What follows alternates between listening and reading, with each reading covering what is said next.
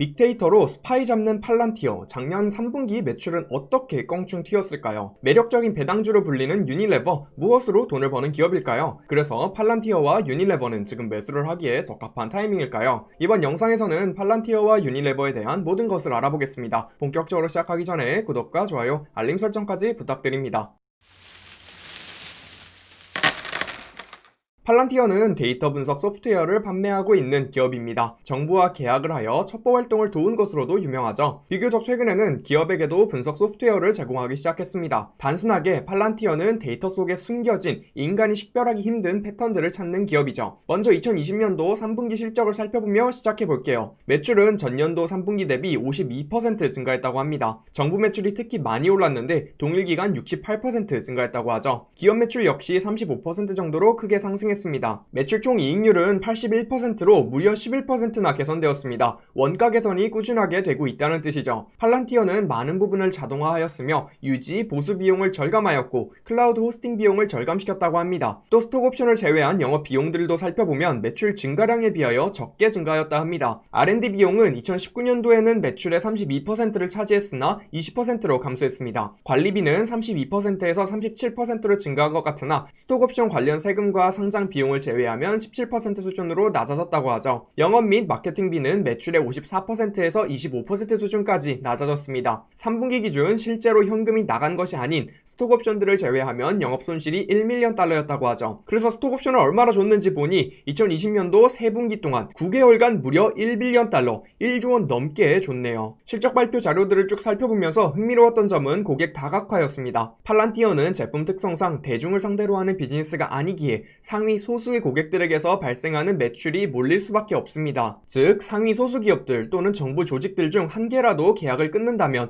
매출에 큰 타격을 입을 수 있다는 것이죠. 다만 이번 20년도 1분기부터 3분기에 상위 20개 고객에게서 오는 매출 비중이 61%로 2019년도는 68%였다는 점을 감안하면 매출 다각화가 잘 되어가고 있다는 것을 볼 수 있습니다. 매출 안정성이 생기고 있다는 뜻이죠. 더불어 팔란티어는 코로나 덕에 성장을 하게 된 케이스라고 볼 수 있습니다. 팔란티어의 소프트웨어는 결국 데이터 기반 미래 예측을 해주는 서비스라고 볼 수 있습니다. 기업들 및 정부 조직들은 코로나가 조직에 미칠 영향을 예상하는 등과 같은데 팔란티어의 소프트웨어를 사용했다고 하죠. 정확하진 않지만 정부 첩보기관 비중에서 보건 관련으로 고객층 확장이 된 것으로 생각이 듭니다. 기업은 소비재 기업이 팔란티어를 사용하기 시작했다 하며 코로나 바이러스가 기업의 공급 사슬에 미치는 영향을 시뮬레이션 하는 데 활용했다고 하죠. 팔란티어는 원래 정부만 상대로 영업을 하여 영업팀의 규모가 매우 작았다고 알려져 있습니다. 2019년도부터 본격적으로 영업팀을 꾸리기 시작했죠. 즉 영업팀이 아직 닿지 못한 팔란티어의 소프트웨어를 사용할 잠재 기업들은 충분히 남아있다는 점을 언급하고 있습니다. 더불어 소프트웨어를 지속적으로 모듈화 작업을 하고 있다 합니다. 모듈화란 제품을 큰 덩어리로 판매하는 것이 아닌 기능별로 잘라서 판매할 수 있도록 만드는 것이죠. 기능이 적은 제품들은 당연히 가격이 더 저렴하다고 합니다. 그러기에 더 다양한 산업군에 있는 기업들에게도 판매를 할 수 있게 되었다 하죠. 전체적으로 잠재적으로 성장할 수 있는 영역은 많아 보입니다. 실적 발표 트랜스크립트를 보다가 성장 한계에 대한 질문이 있더라고요. 팔란티어는 발생하는 매출 규모에 따라 고객을 acquire, expand, scale 3단계로 나눕니다. 팔란티어가 기업을 acquire 단계부터 scale 단계까지 키워주는 구조 느낌이 나죠. 즉 팔란티어가 성장 한계점이 왔을 경우 팔란티어의 고객들은 대부분 scale 단계에 있어야 합니다. 투자자 입장에서 단계별로 몇 개의 고객사가 몇 단계의 분포에 있는지를 살펴보시면 미래 잠재의 성장력에 대한 부분도 어느 정도 유추해 볼 수 있겠죠. 개인적인 생각도 나눠보겠습니다. 팔란티어는 정말 전형적인 기술 기업의 모습을 보이고 있습니다. 매출 증가 속도가 영업 비용 증가 속도보다 높기 때문이죠. 무작정 고용 인원을 늘리기보다는 기술을 활용하여 비용을 절감하려고 하고 있습니다. 예시로 아폴로라는 소프트웨어를 활용하여 팔란티어의 제품을 배송하는 과정을 최적화했다고 하죠. 문제는 당연하게도 여전히 제품에 대해서 정확히 이해가 가진 않습니다. 제품의 범용성이 어디까지인지를 모르기에 어떤 기업이 사용할 수 있고 얼만큼 사용할 수 있는지 계산이 상당히 까다로울 것 같습니다. 유니티 생각과 비슷하게 가치를 계산하기는 상당히 어려워서 오히려 매달 정액으로 투자하는 것이 낫지 않나라는 생각이 드네요. 다음으로 알아볼 기업은 유니레버입니다. 유니레버는 글로벌 소비재 대기업으로 런던에 본사가 위치한 기업입니다. 400개 이상의 브랜드를 소유하고 있으며 소비재 섹터에서는 프록터 앤 갬블 다음으로 큰 기업이죠. 이 중 무려 12개의 브랜드에서 매출이 1조 원 이상 나온다고 나온다고 합니다. 더불어 배당주로서도 꽤나 매력적으로 보이죠. 유니레버에 대하여 좀 더 자세히 살펴볼까요? 현재 190개의 국가에서 판매가 되고 있으며 하루에 25억 명이 유니레버의 제품을 사용하고 있다 합니다. 60%의 매출은 개발도상국에서 발생한다고 하죠. 도브, 립톤, 매그넘, 바셀린 등 저희가 일상에서 사용하는 친숙한 브랜드들을 소유하고 있습니다. 사업부는 3개로 나누고 있습니다. 먼저 뷰티 사업부는 매출이 21.9빌리언 유로가 발생하고 있으며 총 매출의 42%를 차지합니다. 식음료 사업은 19.3빌리언 유로를 벌고 있으며 매출의 37%를 차지하죠. 가정용품 사업부에서는 매출이 10.8빌리언 유로를 벌고 있으며 총 매출의 21%로 가장 작은 사업부입니다. 먼저 뷰티 사업에 대하여 좀 더 자세히 알아보죠. 도브, 바셀린 등 데오도란트, 헤어케어, 스킨케어 제품들을 판매하는 영역입니다. 기업의 총 영업이익의 52%가 뷰티 사업에서 나올 정도로 수익성이 가장 뛰어난 사업이죠. 최근 프리미엄 뷰티 시장이 커지며 유니레버의 뷰티 사업도 약간씩 성장을 하고 있습니다. 다음은 식음료 사업입니다. 홍차 음료로 유명한 립톤과 향신료 브랜드인 노어 등 드레싱, 아이스크림, 차를 판매하고 있는 사업 영역입니다. 총 매출은 37%를 차지하지만 총 영업이익의 32%로 수익성 자체는 뷰티보다 떨어지고 있죠. 또 역성장을 하고 있는 영역으로 2017년도부터 매년 매출이 감소하고 있습니다. 마지막으로 가정용품 사업부입니다. 세제, 화장실 세정제 등을 판매하는 시프, 빨래용 세제를 판매하는 오모 등 청소용품과 가정용품들을 판매하고 있습니다. 총 영업이익의 16%로 매출로도 영업이익으로도 가장 작은 사업부입니다. 다만 아직까지는 약간씩 성장을 하고 있는 영역이죠. 재무도 살펴보겠습니다. 매출 성장은 없다고 보는 게 맞습니다. 2019년도 기준 51.98빌리언 유로를 벌었죠. 장기 부채가 26빌리언 유로 정도가 있는데 유로화 채권 금리가 워낙 낮아서 수익성에 큰 영향을 주진 않는 듯 합니다. 배당 수익률은 3% 정도이지만 꾸준하게 올려주지는 않는 것 같고 상황에 맞춰 조정을 하는 것 같습니다. 배당 성향이 75%이며 달러 기준 잉여 현금 흐름이 7빌리언 달러로 현재 4.7빌리언 달러를 배당해주고 있으며 어느 정도 안정성은 있다 생각합니다. 기업 연간 보고서를 보다가 ESG에 대한 언급이 생각보다 굉장히 많았습니다. 대체육 사업에 꽤 많이 투자를 하고 있고 탄소 배출량을 줄이는 등의 움직임을 보이고 있습니다. 현재 버거킹의 대체육 햄버거 패티를 납품하고도 있죠. 더불어 재활용 플라스틱 사용 비율을 점차 높여가고 있고 포장 용기 사이즈를 줄이고 대나무 칫솔을 판매하는 등 소비재 기업으로서 해결할 수 있는 부분은 해결하려는 모습을 보입니다. 개인적인 생각을 나누고 마무리 지어보죠. 일단 처음 드는 생각은 투자할 이유가 딱히 안 보인다는 점입니다. 제 기준에서 투자란 제 돈을 기업이 가져가서 사용하고 미래에 더 큰 수익을 내야 한다는 생각을 가지고 있거든요. 또는 주가 자체가 현재 기업이 벌고 있는 돈 대비 너무 저렴하게 거래될 경우 정상화되는 것을 노리고 투자를 하는 경우가 있죠. 다만 유니레버의 경우 두 케이스 전부 아니며 특히 성장성은 2에서 3% 정도의 경제 성장률 정도만 보이고 있습니다. 알아서 돈을 벌고 재투자하고 남는 돈은 주주들에게 돌려주는 단계에 있는 기업이라는 뜻이죠. 배당 투자로서는 접근은 나쁘지 않다고 생각합니다. 일단 소비재 기업으로는 P&G 다음으로 2위이며 PER 기준으로는 살짝 더 저렴하긴 하거든요. 배당을 유연하게 늘렸다 줄였다 하긴 하지만 2008년도 금융위기에도 배당 수익률을 2%는 나오게 해줬기에 비슷한 흐름으로 간다면 꾸준하게 연간 3% 배당 수익률은 기대해 볼 수 있을 것 같습니다. 다만 매수 버튼을 누른다고 해도 주가가 고점 부근에 있을 때보다는 고점 대비 10% 정도는 빠졌을 때 사는 게 나아 보입니다. 성장은 없기에 큰 폭의 주가 상승은 기대하긴 어렵고 과거 가격 움직임을 보니까 10%씩은 위아래로 잘 움직이네요. 구독자 여러분들은 팔란티어와 유니레버의 미래에 대하여 어떻게 생각하시나요? 영상에 대한 질문 또는 투자에 대한 질문을 남겨주시면 성심성의껏 답변해드리겠습니다. 제가 추후에 다뤄보길 원하시는 종목이 있으시다면 유튜브 커뮤니티 탭으로 신청해주세요.